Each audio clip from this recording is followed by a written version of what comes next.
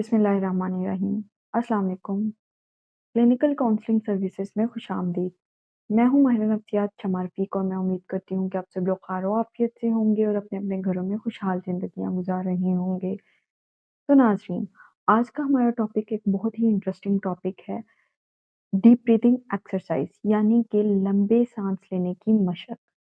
अक्सर लोग हमसे ये सवाल करते हैं कि डीप ब्रीथिंग एक्सरसाइज़ का क्या फ़ायदा है? हमें जिस्मानी तौर पर क्या फ़ायदा होता है? ज़हनी तौर पर हमें क्या फ़ायदा होता है? तो इस चीज़ को आज मैं इलैबोरेट करूँगी बायोलॉजिकल और साइकोलॉजिकल रीज़न्स के साथ। एक बात हमेशा याद रखिएगा कि हमारी ज़हनी सेहत की भी उतनी ही अहमियत है जितनी हमारी जिस्मानी सेहत की है। फॉर एग्ज़ाम्पल एक आदमी बीमार होता है, उसको बॉडी के किसी हिस्से में पेन है, तो डेफ़िनेटली आपकी पूरी बॉडी डिस्टर्ब होगी। को अजीब फ्रस्ट्रेशन, एंग्ज़ायटी, बेचैनी-सी लगी रहेगी कि मेरा सर दर्द है या मेरे पेट में दर्द है या बॉडी के किसी भी हिस्से में दर्द है। बिल्कुल इसी तरह से दिमाग भी हमारे जिस्म का एक हिस्सा है, हमारे जिस्म का एक पार्ट है, जिसमें अगर कोई प्रॉब्लम होती है तो आप फिज़िकली भी डिस्टर्ब हो जाते हो। बिल्कुल इसी तरह जिस तरह से जिस्मानी सेहत हमारे ज़हन पर मुख्तलिफ़ तरीकों से असर डाल रही होती है, इसी तरह हमारे ज़हनी मसाइल भी हमारे जिस्मानी हालात पे कुछ न कुछ असर छोड़ के जा रहे होते हैं। ये सब बातें मैं इसलिए कर रही हूँ क्योंकि डीप ब्रीथिंग का ताल्लुक या हम ये कह सकते हैं कि डीप ब्रीथिंग अक्सर हम उन लोगों पे अप्लाई करते हैं, जो ज़हनी तौर पे किसी न किसी डिप्रेशन, एंग्ज़ायटी, स्ट्रेस में मुब्तला होते हैं। हम सबसे पहले रिकमेंड उनको डीप ब्रीथिंग करते हैं। उसकी रीज़न ये होती है कि जैसे ही एक स्ट्रेस आपके लाइफ़ में एंटर होता है, आपके ज़हन में एक मैसेज जाता है, आप इस चीज़ को बार-बार सोच रहे होते हैं कि आप परेशान हैं, तो परेशानी के आलम में आपको नहीं पता चल रहा होता, लेकिन उस टाइम पे आपके दिमाग में जब क्योंकि आप बार-बार सोच रहे होते हैं, परेशान हो रहे होते हैं, तो एक हार्मोन रिलीज़ होता है।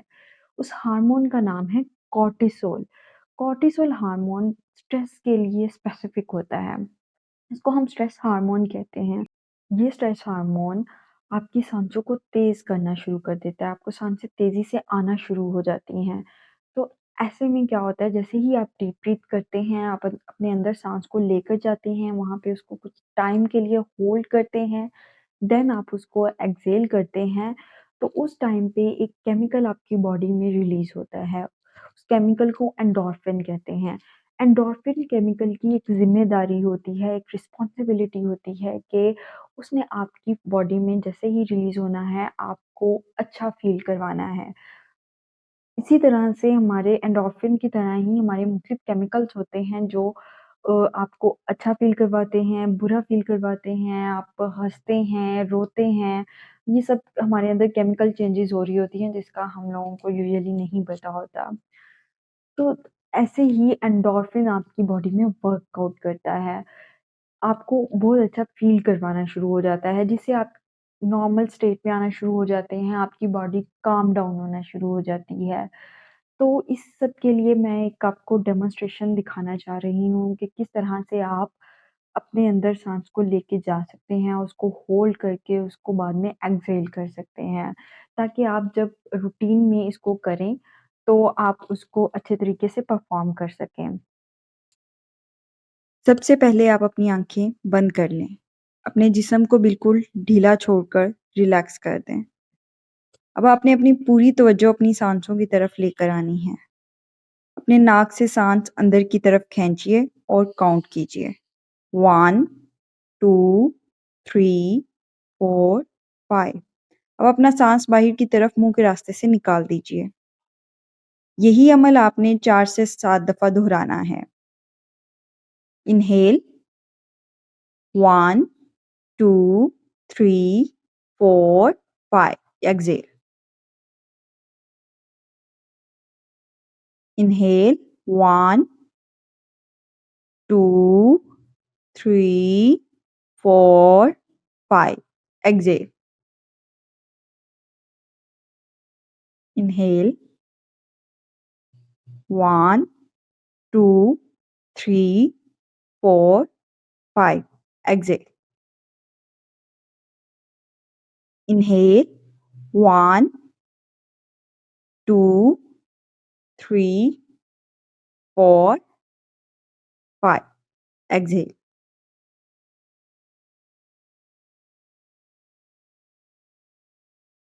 Inhale. 1, 2, 3, 4, 5. Exhale. Now open your eyes. जी, तो कैसा महसूस कर रहे हैं आप? मैं बहुत अच्छा फ़ील कर रहा हूँ। आई एम फीलिंग लाइक जैसे सुकून मेरे अंदर सरायत कर रहा हो। तो ये थे जी यूट्यूबर तौसीफ उटाल, टीटी स्वैग के नाम से इनका यूट्यूब चैनल भी है। आप अगर इनको मज़ीद देखना चाहते हैं तो आप इसको चैनल को सब्सक्राइब भी कर सकते हैं। इनके लिंक मैं आपको डिस्क्रिप्शन में दे दूँगी। और मैं रिपीट करती जाऊँ, he is a YouTuber, he is a character of our video, he is not a client. क्योंकि मोस्टली ऐसा होता है, लोग समझ रहे होते हैं कि क्लाइंट की प्राइवेसी इन्वेड हो रही है, तो इस वजह से मैं आपको बता रही हूँ बार-बार कि ही is a YouTuber, he is just a character. तो मैं उम्मीद करती हूँ कि आपको डीप ब्रीथिंग एक्सरसाइज़ की अच्छे तरीके से समझ आ चुकी होगी। अब सवाल पैदा होता है कि डीप ब्रीथिंग एक्सरसाइज़ आपने कब करनी है? बेसिकली डीप ब्रीथिंग हम नॉर्मली हर पर्सन को रिकमेंड करते हैं कि आपको दिन में 5 से 7 लंबे साँस लाज़मी लेने चाहिए। क्योंकि ये आपके बॉडी में एंडोर्फिन को जन्म देता है। एंडोर्फिन केमिकल होता है, जैसे मैं आपको पहले बता चुकी हूँ, जो कि आपको अच्छा फ़ील करवाता है। जहाँ आप अच्छा फ़ील करना चाहें, आप डीप ब्रीथिंग कर सकते हैं। ये आपके अंदर एक सुकून की कैफ़ियत को जन्म देता है। तो अगर कोई डिप्रेशन, एंग्ज़ायटी या स्ट्रेस को सफ़र कर रहा है, उससे पास आउट हो रहा है, तो उस टाइम पे उस पर्सन को चाहिए कि वो दिन में तकरीबन 3 दफ़ा, हर दफ़ा में 7 से 10 दफ़ा वो लंबी साँस ले और 3 दफ़ा ले, सुबह उठते हुए और मिड में, दोपहर को आप ले सकते हैं, उसके बाद आप रात को ले सकते हैं। सबके दरमियान शाम का भी एक पीरियड आता है जब आप लंबी साँस लेने की एक्सरसाइज़ कर सकते हैं। बेसिकली आपने इस एक्सरसाइज़ का खुद को यूज़्ड टू बनाना होता है। कि जब आप डेली बेसिस पे इस एक्सरसाइज़ को कर रहे होते हैं, तो उस टाइम पे आप यूज़्ड टू होना शुरू हो जाते हैं, आपकी रूटीन का हिस्सा बनना शुरू हो जाती है ये एक्सरसाइज़। सो जैसे ही कोई आपके के लिए पैनिक सिचुएशन क्रिएट होती है, आप कभी स्ट्रेस का शिकार हो जाते हैं और आपकी अचानक से शॉर्टनेस ऑफ ब्रेथ होना शुरू हो जाती है, तो उस टाइम पे आपको फ़ौरन से याद आ जाएगा कि हाँ, मुझे यहाँ पे डीप ब्रीथ करना चाहिए। अगर आप यूज़्ड टू नहीं होते इस चीज़ के, तो आपको भूल जाता है, आपको फिर स्ट्रेस से बाहर निकलने के बाद याद आता है, हाँ, उस टाइम पे मैं डीप ब्रीथिंग कर सकता था। तो मैं इसीलिए बार-बार रिपीट कर रही हूँ कि आपको इस चीज़ का यूज़ टू करना है अपनी बॉडी को।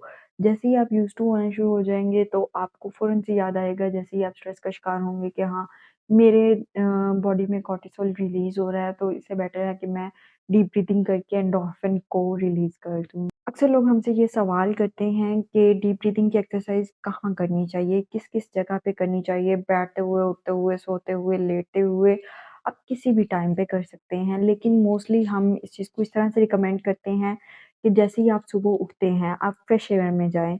कोशिश करें कि फ्रेश एयर में जाके आप लंबे साँस लें, तो वो आपके लिए पूरे दिन के लिए बहुत प्रोडक्टिव हो सकता है। इसके अलावा आप शाम में स्पेसिफ़िकली जब आप किसी जगह पे वॉक पे जा रहे होते हैं, तो लोगों की आदत होती है कि शाम में वॉक करते हैं वो, तो आप उस टाइम पे भी लंबी साँस ले सकते हैं। के अलावा रात को सोते हुए ये इस तरह से इफ़ेक्ट करती है कि आपकी बॉडी में एक जैसे ही काम रिलीज़ होना शुरू हो जाता है, आपकी बॉडी सुकून की स्टेट में आना शुरू होती है, तो आपको नींद अच्छे तरीके से आ सकती है। तो ये सब थे हमारे साइकोलॉजिकल रीज़न्स कि जिसकी वज़ह से हम डीप ब्रीथिंग रिकमेंड करते हैं। मैंने आपको बायोलॉजिकल रीज़न्स के बारे में भी ऑलरेडी बता दिया है। तो इसी सब के साथ मुझे यानी माहिर नफ्सियात शुमार फ़ी को इजाज़त दीजिए, लेकिन उससे पहले चैनल को सब्सक्राइब करना मत भूलिएगा। ओके जी, अल्लाह हाफ़िज़।